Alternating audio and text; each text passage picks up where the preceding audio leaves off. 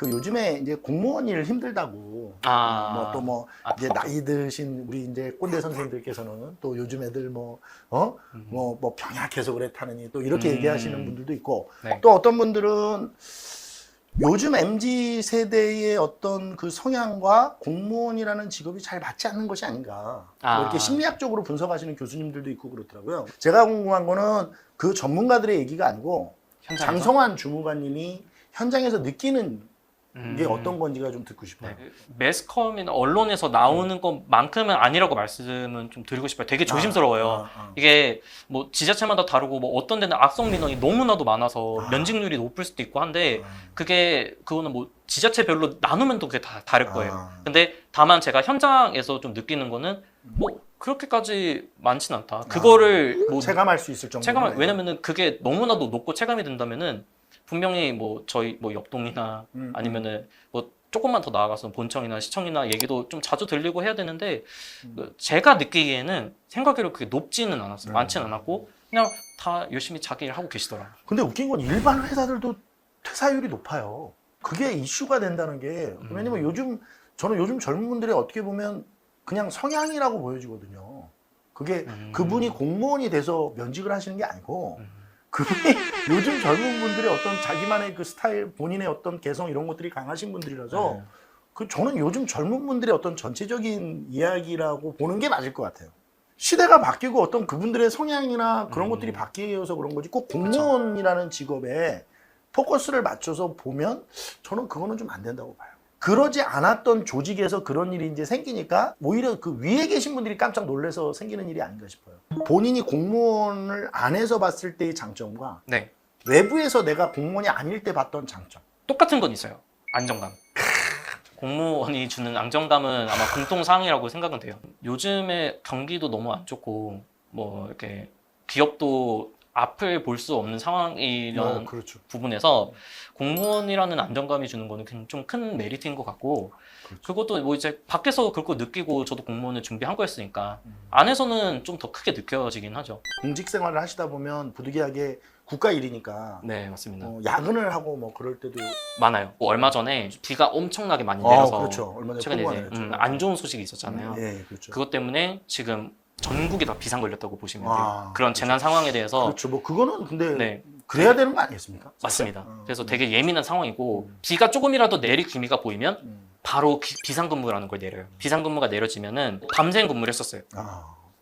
이제 그런 예외적인 상황에는 뭐 주말이고 휴일이건 다 상관없이 다 나와서 비상근무를 씁니다. 그 야근 수당은 수당 나오죠. 수당 나옵니까? 수당은 나오고 비상근무 체제나 뭐 아니면 그냥 일반 야근이나 다 똑같은 겁니다, 수당? 수당은 조금 차이는 있을 수 있겠지만 그 결은 딱 같다고 보시면 돼요. 요즘에는 이제 또 그 기준 자체도 엄격해져서 사유나 그런 것도 다 작성을 해야 되는 걸로 알고 있고 그 다음에 시간에 맞춰서 딱딱 이제 지급되는 추세입니다. 그 야근 수당 말고도 뭐 명절 뭐 이럴 때도 또 명절 돈 얘기를 때. 좀 하죠.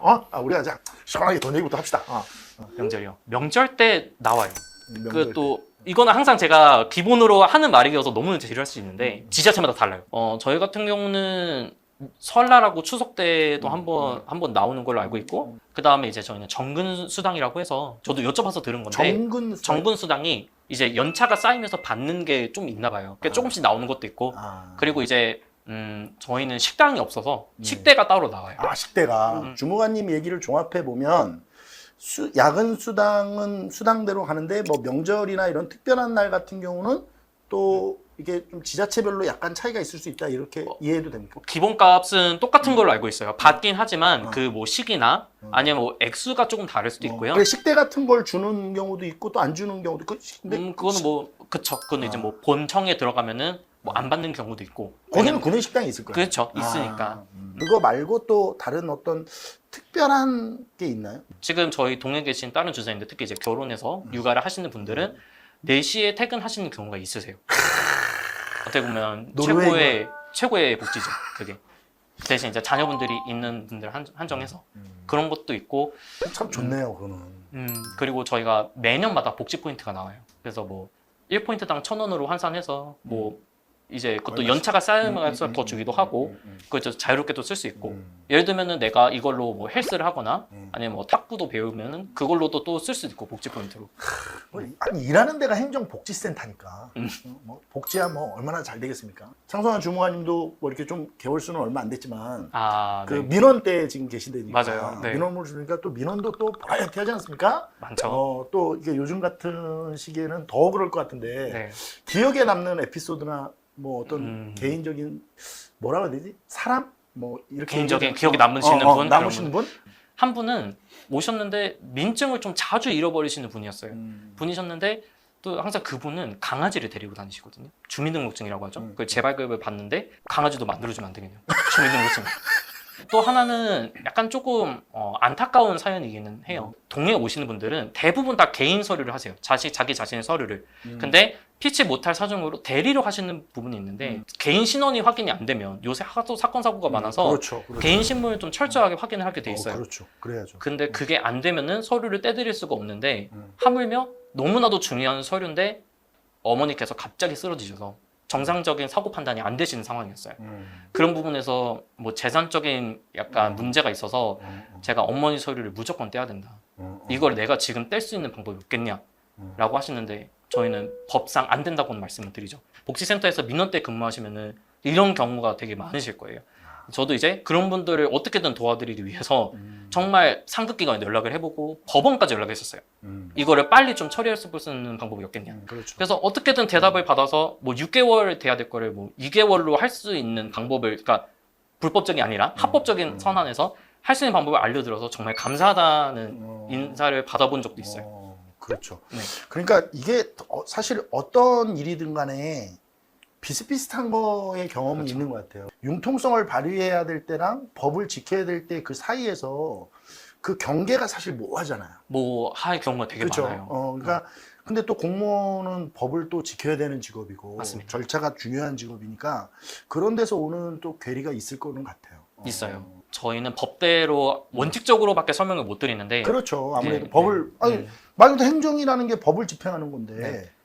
뭐 법을 어기면서 어떻게 해드릴 수가 없죠.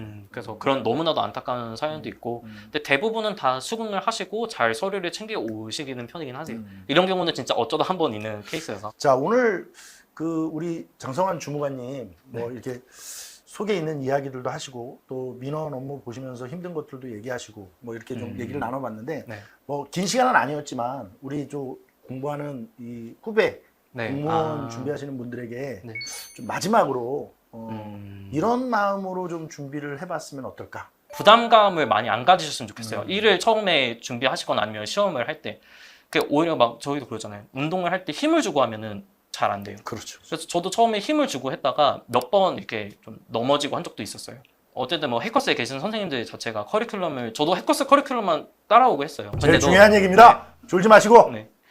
문제 없이 저도 그 안에는 다 끝낼 수 있었으니까 너무나도 다행이고 그렇게 또 결과가 잘 나와서 좋았으니까 믿고 가셨으면 좋겠어요. 저도 막 주변에서 흔들려서 이것저것 막 하시는 분들 보면은 오히려 더 안 되는 경우도 봤기 때문에 물론 그게 사람마다 개인 차는 있겠지만 그럼요. 네. 그리고 이제 현직직에 만약에 이제 들어오실 분 있으면은 똑같아요. 힘을 빼셨으면 좋겠어요. 처음에는 누구나 다 실수를 하고 그럼요. 근데 그 실수로 인해서 내가 압박을 받거나 선생님이 하시는 표현 있잖아요. 나한테 칼을 꽂으면 안 된다.